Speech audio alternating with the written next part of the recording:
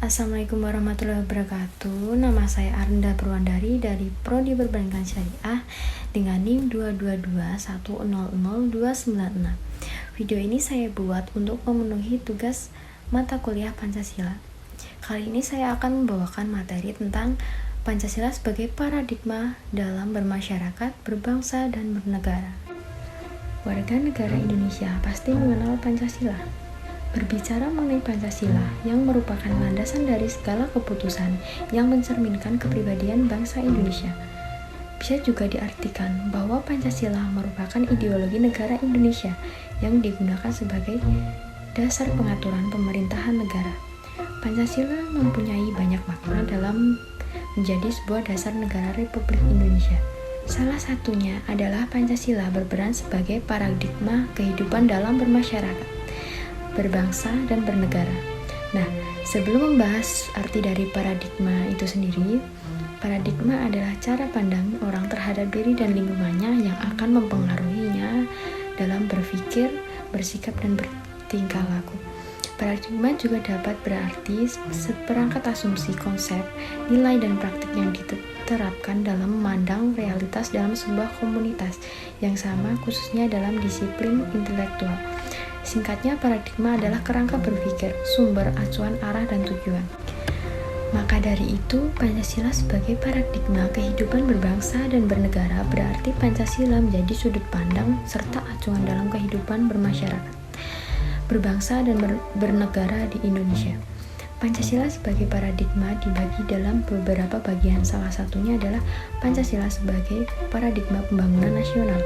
Pancasila bisa dikatakan sebagai paradigma karena Pancasila dijadikan landasan, acuan, kerangka berpikir, metode, serta tujuan yang ingin dicapai dalam setiap program dalam melakukan pembangunan nasional. Adapun arti pembangunan nasional di sini adalah proses perubahan yang terus-menerus menuju kemajuan dan perbaikan ke arah tujuan yang dicita-citakan oleh suatu bangsa. Indonesia merupakan negara hukum yang mempunyai ideologi Pancasila. Pancasila dapat dikatakan sebagai ideologi terbuka. Di dalam ideologi terbuka terdapat pemikiran yang mendasar, bersifat tetap, dan tidak bisa diubah. Hal ini menunjukkan Pancasila layak untuk dijadikan sebagai kerangka berpikir untuk pembangunan hukum di Indonesia. Dengan kata lain, hukum yang berlaku di Indonesia harus sesuai dengan setiap sila yang terkandung di dalam Pancasila, baik sila ketuhanan, kemanusiaan, persatuan, kerakyatan, dan keadilan. Namun, akhir-akhir ini hukum di Indonesia menuai kontroversi dari rakyat Indonesia sendiri. Pasalnya, hukum yang berlaku di Indonesia untuk saat ini ada beberapa kasus yang memang jauh dari kalimat menjadikan Pancasila sebagai acuan dalam menerapkan hukum di Indonesia. Dan hal tersebut tidak terjadi satu atau dua kali saja sehingga muncul stigma yang beredar di masyarakat bahwa hukum di Indonesia tumpul ke atas dan tajam ke bawah. Maksud dari stigma tersebut adalah salah satu sindiran nyata bahwa keadilan di negeri ini lebih tajam menghukum masyarakat kelas menengah sampai ke bawah. Inilah sistem hukum di Indonesia, seolah sudah diganti oleh paradigma yang menang adalah mereka yang mempunyai kekuasaan, yang mempunyai uang, dan mereka yang mempunyai kekuatan.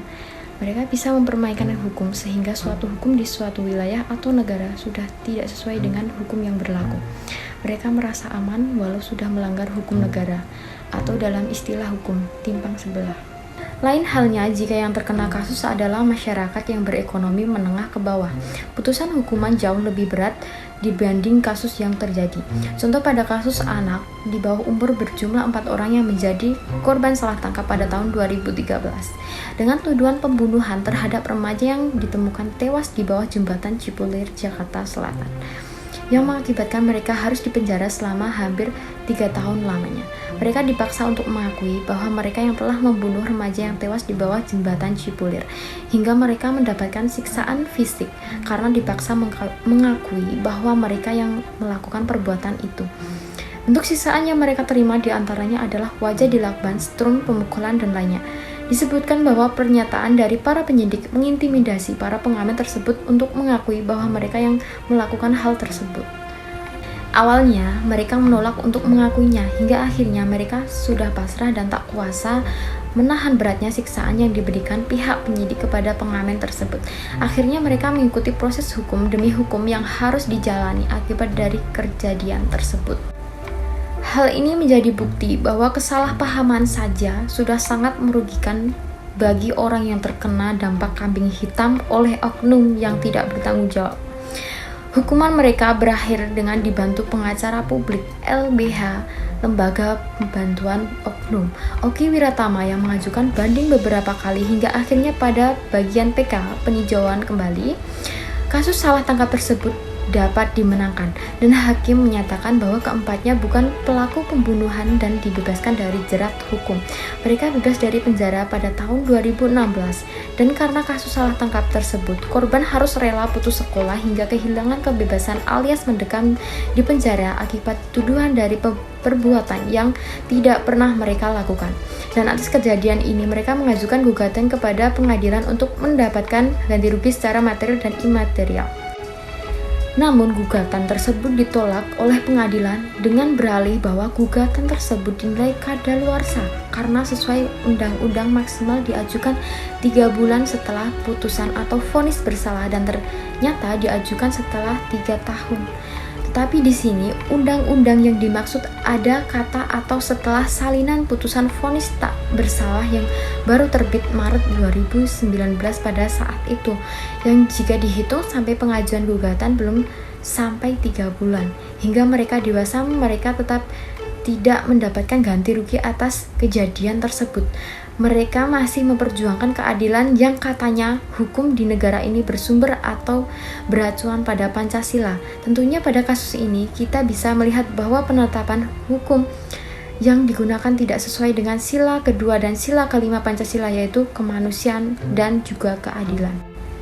Menurut saya, hingga saat ini, hukum di Indonesia masih mudah untuk dimanipulasi oleh orang-orang yang mempunyai uang dan kekuasaan.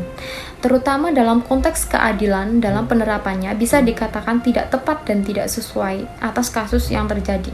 Seperti halnya tadi masyarakat dengan ekonomi rendah, jika bersalah mendapatkan hukuman yang sesuai dengan aturan yang berlaku.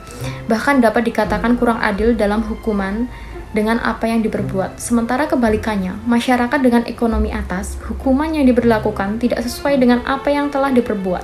Setelah melihat fakta di lapangan, hukuman yang diberikan lebih ringan dibandingkan dengan perbuatan yang dilakukan. Contohnya dalam hal ini adalah korupsi.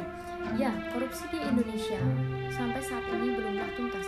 Media selalu saja ada memberitakan pejabat yang korupsi. Lucunya, tak sedikit keputusan hukuman atas mereka terasa mengabaikan keadilan. Hanya dengan alasan mereka sopan selama proses persidangan berlangsung, hukuman menjadi lebih ringan dari tuntutan. Tentunya hal ini mendapat respon negatif dari masyarakat Indonesia. Bahwa memang benar berlaku sopan di suatu persidangan dapat meringankan hukuman pidana. Sesuai pasal 8 ayat 2 Undang-Undang Nomor 48 Tahun 2009 tentang kekuasaan kehakiman mengatur bahwa dalam mempertimbangkan berat ringannya pidana, hakim wajib memperhatikan sifat yang baik dan jahat dari terdakwa. Lebih lanjut terkait dengan pengurangan pada kondisi-kondisi di atas perlu juga memperhatikan pasal 58 KUHP yang menegaskan dalam menggunakan aturan-aturan pidana, keadaan pribadi seorang yang menghapuskan, mengurangkan, atau memberatkan pengenaan pidana hanya diperhitungkan terhadap pembuat atau pembantu yang bersangkutan itu sendiri. Jadi memang benar bahwa berlaku sopan dapat menjadi pertimbangan dalam peringanan pidana oleh majelis hakim. Namun, hal ini selalu dipakai ketika para pejabat yang terkena kasus. Penegakan hukum yang lemah menjadi faktor terjadinya hal tersebut, yaitu menurunnya kesadaran hukum di masyarakat. Lemahnya penegakan hukum yang cenderung membuat masyarakat untuk tidak taat atau bahkan tidak jera walau sudah diberi hukuman. Maka tidak heran jika kasus korupsi di negara ini masih terus ada hingga sekarang. Hal ini yang seharusnya diperhatikan dalam implementasi tujuan Pancasila sebagai paradigma pembangunan nasional dalam bidang hukum, menjadikan Pancasila sebagai acuan sumber hukum di negara Indonesia sesuai dengan sila pertama hingga kelima Pancasila. Maka dari itu, cara mengatasi masalah ini menurut saya adalah di tangan kita sebagai generasi muda penerus bangsa. Bangsa yang sesuai Undang-Undang Dasar tahun 1945 merupakan negara hukum, yaitu semua hal atas kasus yang terjadi di Indonesia harus melalui atau melewati proses hukum yang berlaku, terutama bagi anak-anak bangsa yang sedang menempuh pendidikan di bidang hukum. Mereka harus mempunyai pikiran terbuka dan kembali meningkatkan penegakan hukum di Indonesia. Juga dapat menjalankan pemikiran sesuai dengan sila-sila yang terkandung dalam ideologi Pancasila. Semoga proses penegakan hukum di Indonesia dapat lebih ke depannya. Terima kasih.